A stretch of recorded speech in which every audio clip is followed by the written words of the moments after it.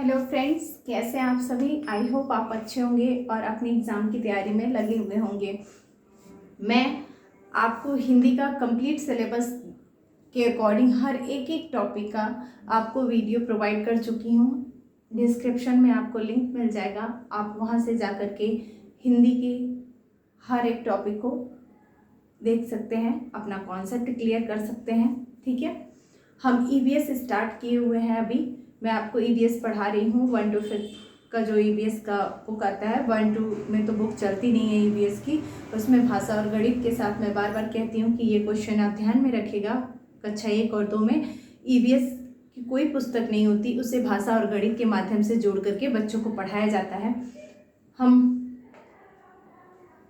7th chapter तक, ठीक है, खिड़की से, छठवां था आपका पार्ट 6 जो था वो था ओमना का सफ़र, और पार्ट 7 जो था कक्षा 4 की एनसीईआरटी में वो था खिड़की से। ठीक है, वहाँ तक मैं आपको पिछले लेक्चर में दे चुकी हूँ। अपना मेरा जो पिछला वीडियो है आप उसको जा करके ईवीएस का सर्च करके आप देख सकते हैं। उसमें मैंने आपको 7 चैप्टर तक का क्लास 4th की ईवीएस को एकदम रिटन फॉर्म में आपको प्रोवाइड किया हुआ है। आज पार्ट 8 चैप्टर 8वां हम शुरू कर रहे हैं। क्या है? नानी के घर, नानी के घर तक। ठीक है, इसमें बच्चा क्या होता है कि वो बच्चे नानी के अपने घर जा रहे होते हैं, और इसमें मेन ट्रेन के टिकट की बात की गई है। ठीक है, और आपको एक क्वेश्चन पूछ लिया जाता है इसमें कि ट्रेन के टिकट पे क्या क्या लिखा रहता है। ठीक है, 3 ऑप्शन सही दे दिएगा और एक ऑप्शन गलत दे देगा। ठीक, तो उसमें ये चूज करना होता है कि क्या चीज़ें ट्रेन के टिकट पे नहीं लिखी रहती है। तो आप ये 5 चीज़ें ध्यान में रखे रहिएगा। एक तो डेट, ठीक है, कि जिस डेट से वो शुरू होता है। ठीक है, सफ़र शुरू होने की तारीख। पहले देखिए ट्रेन का नंबर, यानी कितने नंबर की ट्रेन है वो आप देखे होंगे। पहले देखे होंगे ब्राउन कलर की छोटी सी इतनी बड़ी टिकिया जैसी मिलती थी टिकट। ठीक, अभी तो प्रिंटेड फॉर्म में आने लगी है, लेकिन देखिए उसमें क्या क्या चीज़ें मेंशन रहती हैं।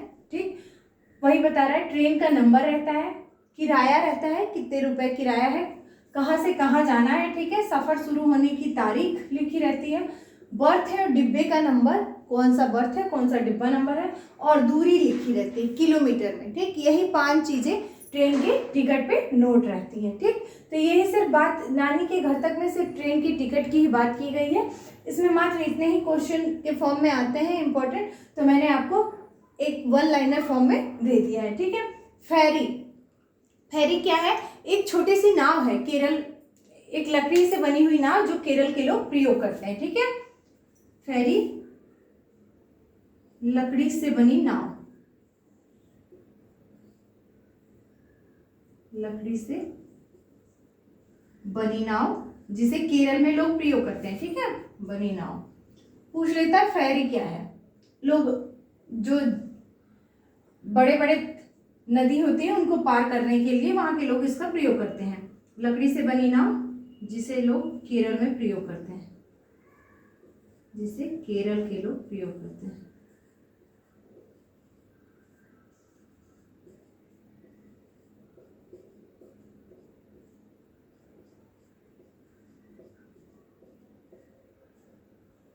प्रयोग करते हैं। ठीक है, इसमें दिखाया गया है, वही बच्चे आते हैं कहते हैं कि देखो फेरी आ गई, देखो फेरी आ गई। ठीक है, तो फेरी मतलब लकड़ी की बनी हुई, लकड़ी से बनी नाव जिसे केरल के लोग प्रयोग करते हैं। पार्ट 9, पार्ट 9 है आपका बदलते परिवार। बदलते परिवार में कुछ भी ऐसा कोई इंपॉर्टेंट टॉपिक नहीं था जिससे आपको क्वेश्चन बन सके, इसलिए मैंने उसको नहीं लिखा है। इसमें बस यही है कि एक परिवार में माता पिता और उनके बच्चे रहते हैं, और संयुक्त परिवार में माता पिता, दादा दादी, चाचा चाची, ये तो सबको पता है। ठीक है, एक छोटा सा परिवार जिसमें माँ बाप और सिर्फ उनके बच्चे हों, और संयुक्त परिवार जिसमें सब लोग हों, दादा दादी, नाना नानी, चाचा चाची। ठीक है, उसमें कुछ भी नहीं बताया गया है। अगला है पार्ट 10, हुत तु तु तु, हुत तु तु तु। ठीक, ये क्या कह रहा है? इसमें खेलों के बारे में बताया गया है, यानी कबड्डी के अन्य नाम। कबड्डी को अन्य किस किस नामों से जानते हैं हम? चेंडगुड़ू, हुत तु तु तु, हा डुडू, छू किट किट और कबड्डी। ठीक है, इसके ये 5 नाम आप याद रखे रहिएगा, किसी भी नाम से दे देता है। और इस चैप्टर में मेन जो सबसे इंपॉर्टेंट टॉपिक है वो मैं आपको बता रही हूँ। इसमें सबसे इंपॉर्टेंट कर्णम मल्लेश्वरी के बारे में बताया गया है। ठीक है, कर्णम मल्लेश्वरी नाम सुने होंगे आप लोग, इस चैप्टर की सबसे इंपॉर्टेंट पॉइंट है। एक क्वेश्चन आपको जरूर मिलता है हर साल सीटेट में कर्णम मल्लेश्वरी से। पहला देखिए, सबसे पहला इंपॉर्टेंट पॉइंट इनके बारे में जान जाइए। ये आंध्र प्रदेश की रहने वाली थी, ठीक है, और इनके पिता जो थे वो हवलदार थे। और दूसरी चीज कि ये 12 वर्ष की ही उम्र से ये भार उठाना शुरू कर दी थी। ये एक वेट लिफ्टर थी, ठीक है, यानी वेट को उठाती थी, और ये 130 किलो का वेट उठा लेती हैं, ठीक। इनकी 4 बहनें हैं, जो चारों बहनें हैं वो चारों की चारों प्रैक्टिस करती हैं वेट लिफ्टिंग का, ठीक। बस यही 4-5 इनके इंपॉर्टेंट पॉइंट है। तो ध्यान में रखे रहिएगा कि ये आंध्र प्रदेश की रहने वाली है, क्योंकि क्वेश्चन में क्या करता है, 3 ऑप्शन सही कर देता है कि इनके पिता हवलदार हैं, इनकी 4 बहनें हैं जो वेट उठाने का काम करती हैं, ये 130 किलोग्राम वजन उठाती थी, और 29 अंतर्राष्ट्रीय मेडल इन्होंने जीते हैं, ठीक। एक पॉइंट कर देगा कि ये तेलंगाना की रहने वाली है, ठीक। चाहे ये जम्मू कश्मीर की रहने वाली है तो वहाँ पे वो पॉइंट आपको गलत छांटना रहता है। बस यही है इनके बारे में, 4-5 पॉइंट है, ज़्यादा नहीं है, आप एक लाइन में जान जाइए। ये आंध्र प्रदेश की रहने वाली थी, ये आंध्र प्रदेश की रहने वाली हैं, ठीक है, आंध्र प्रदेश।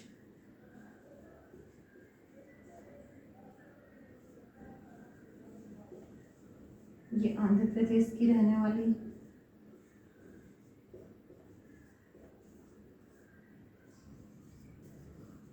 ठीक है। इनके पिता हवलदार हैं,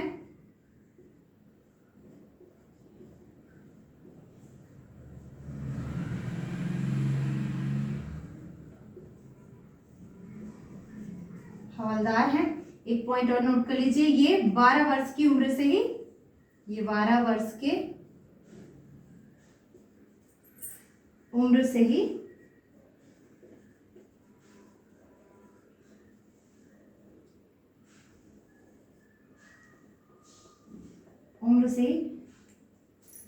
वेट लिफ्टिंग करती हैं, या वेट लिफ्ट 12 वर्ष की उम्र से ही भार उठाने लगे।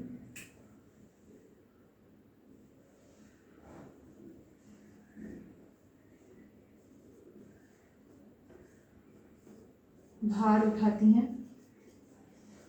ठीक है।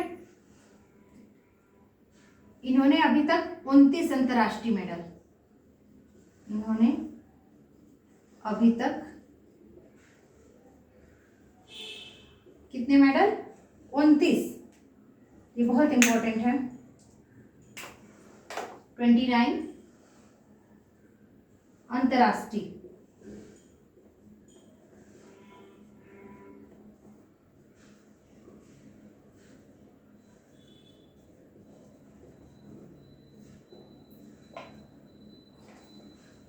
पहला पॉइंट ये हो गया, दूसरा ये, तीसरा ये, और चौथा ये, इन्होंने अभी तक 29 अंतर्राष्ट्रीय मेडल जीते हैं।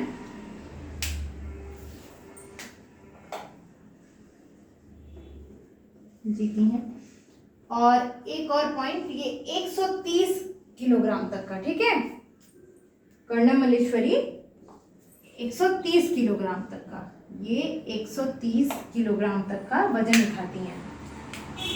ये ध्यान रखे रहिएगा, 12 वर्ष की ही उम्र से, और ये 130 किलोग्राम और 29 मेडल, ठीक है। ये 2-3 पॉइंट एकदम ध्यान में रखे रहिएगा। इसी में डिजिट चेंज कर देता है, कभी कह देगा 30 मेडल जीती हैं या 35 मेडल जीती हैं, तो वहाँ यहाँ पे गलती हो जाती है क्वेश्चन में, तो इसीलिए 4-5 पॉइंट इनके बारे में ध्यान में रखे रहिएगा। ये 130 किलोग्राम तक का वजन उठाती हैं या वेट लिफ्टिंग करती हैं,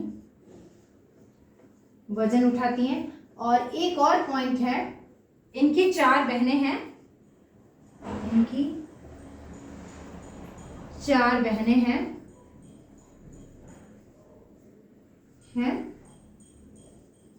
जो वेट लिफ्टिंग का काम करती हैं,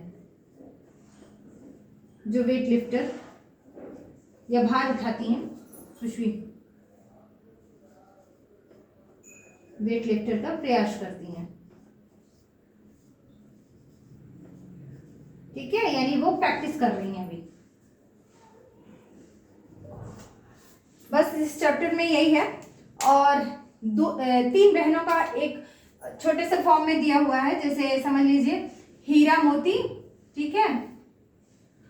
ये तीनों बहनें थी जो रहती थी कहाँ, मुंबई में रहती हैं, और ये कबड्डी खेलती हैं, ठीक है। बाद में जो हीरा थी वो कबड्डी की कोच भी बनी। मैंने कहा ना कि इसमें कबड्डी के ही बारे में ज़्यादातर बताया गया है और एक खेल से संबंधित कर्णा मल्लेश्वरी के बारे में डिटेल दे दिया गया है। पाठ 10 में हुतुतुतु में कबड्डी के अन्य नाम और कर्णा मल्लेश्वरी के बारे में ये 5-6 पॉइंट ध्यान में रखे रहिएगा। आंध्र प्रदेश की रहने वाली, पिता हवलदार है, 12 वर्ष की उम्र से ये भार उठाती हैं। इन्होंने अभी तक 29 अंतर्राष्ट्रीय मेडल जीती हैं और ये 130 किलोग्राम तक का वजन उठाती हैं। इनकी 4 बहनें हैं जो वेट लिफ्टर का प्रयास करती हैं, यानी प्रैक्टिस करती हैं, ठीक है।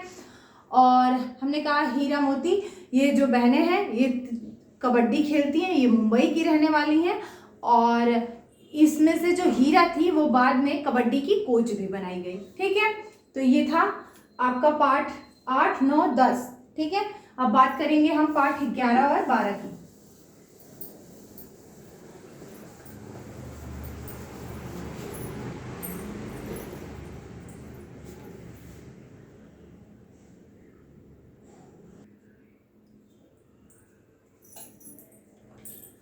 मैंने अभी तक पार्ट 10 तक की आपको बात की, पार्ट 10 तक, ठीक है।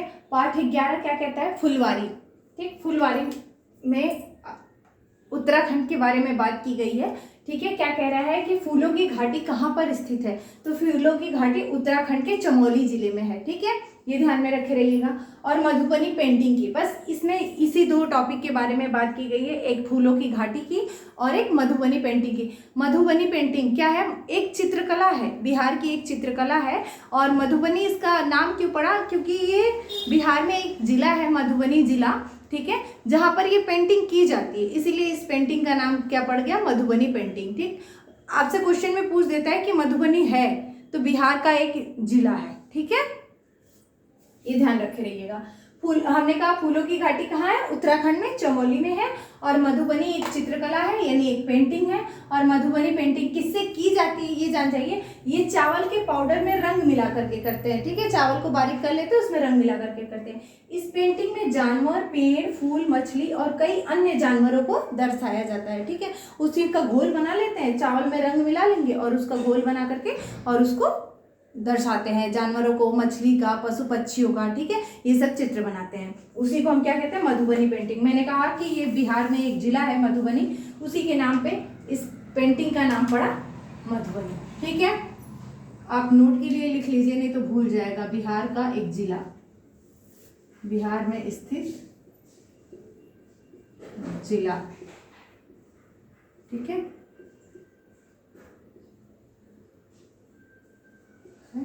मधुबनी,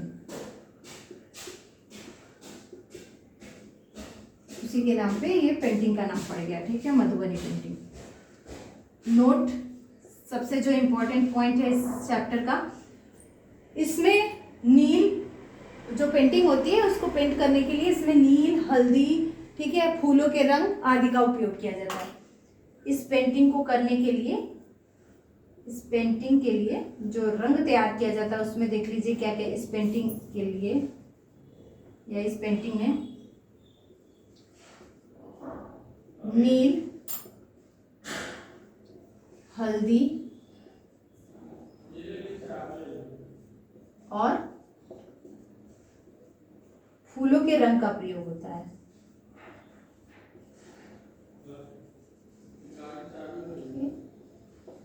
रंग का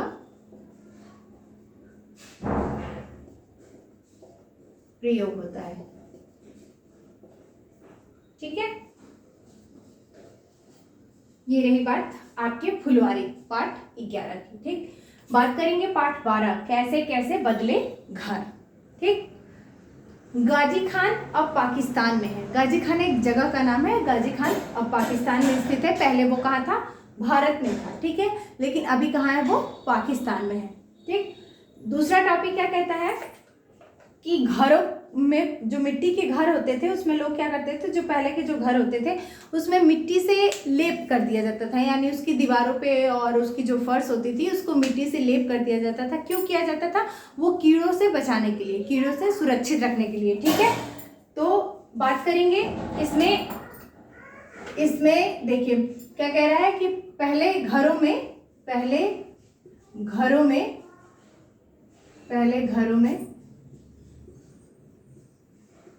मिट्टी, पहले घरों के फर्श में, ठीक है, पहले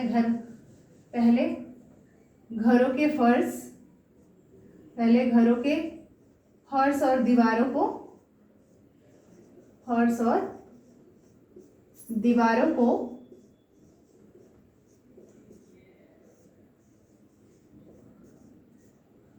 मिट्टी से लेप किया जाता था कीड़ों से सुरक्षित रखने के लिए। ठीक है, मिट्टी से लेप करते, इंपॉर्टेंट पॉइंट है ये, कीड़ों से सुरक्षित रखने के लिए। ठीक है, कीड़ों से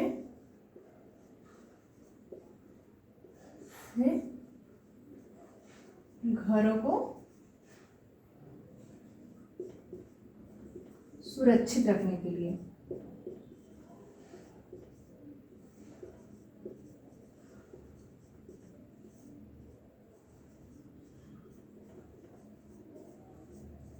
ना, और अगला पॉइंट क्या कहता है? छतों को दीमक से, लकड़ी के जो छत होते थे, पहले के जो घर होते थे वो मिट्टी की दीवारें होती थी और जो छत होते थे उसके वो लकड़ी के बनाए जाते थे। ठीक है, तो लकड़ी के छत को दीमक से बचाने के लिए, लकड़ी के छत को दीमक से बचाने के लिए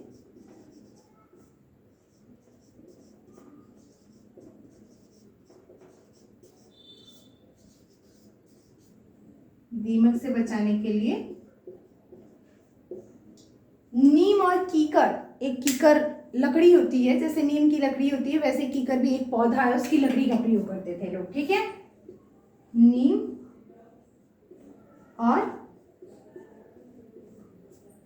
कीकर की लकड़ी का प्रयोग करते थे, लकड़ी का प्रयोग करते थे। ठीक है, तो बस यही 3 इंपॉर्टेंट पॉइंट था, कैसे कैसे बदले घर में। गाजी खान अब पाकिस्तान में, पहले भारत में था, और पहले जो घरों के फर्श और दीवारों को मिट्टी से लेप करते थे, पहले घरों के फर्श और दीवारों को मिट्टी से लेप करते थे कीड़ों से घरों को सुरक्षित रखने के लिए। ठीक है, लकड़ी के छत को दीमक से बचाने के लिए नीम और कीकर की लकड़ी का प्रयोग करते हैं। अगला पार्ट है 13, पहाड़ों से समुद्र तक। इस चैप्टर में कुछ खास नहीं है, इसलिए मैंने यहाँ कोई इंपॉर्टेंट टॉपिक या इंपॉर्टेंट पॉइंट कोई नोट नहीं किया। पहाड़ों से समुद्र तक क्या कह रहा है? जब पहाड़ से, इसमें जल के बारे में बताया गया, जब पहाड़ से नदियां निकलती हैं, ठीक है, जो झरने निकलते हैं वो एकदम सुरक्षित रहते हैं, उनका पानी एकदम स्वच्छ रहता है। ठीक है, और जैसे जैसे वो गुजरती जाती हैं, क्या कह रहा है कि जैसे जैसे वो शहरों से गुजरती हैं, गाँव से गुजरती है, तो उसमें कारखानों के गंदे पदार्थ वो सब फेंके जाते हैं, जिसके कारण वो जल प्रदूषित हो जाता है, और जैसे ही वो समुद्र तक पहुँचता है और एकदम विषैला बन जाता है। ठीक है, बस इस चैप्टर में यही कहा जा रहा है, पार्ट 13 पहाड़ों से समुद्र तक। इसमें और कुछ भी नहीं है। ठीक है, यानी जल से संबंधित है, जल के बारे में बताए गए हैं। आपको पार्ट 11 पार्ट 12 दोनों का आप अगर स्क्रीनशॉट लेना चाहें तो ले सकते हैं। ठीक है, आई होप आपको वीडियो अच्छा लगा होगा। अगर आपको वीडियो अच्छा लगा तो मेरे वीडियो को लाइक करें, मेरे चैनल को सब्सक्राइब करें। Thank you for watching.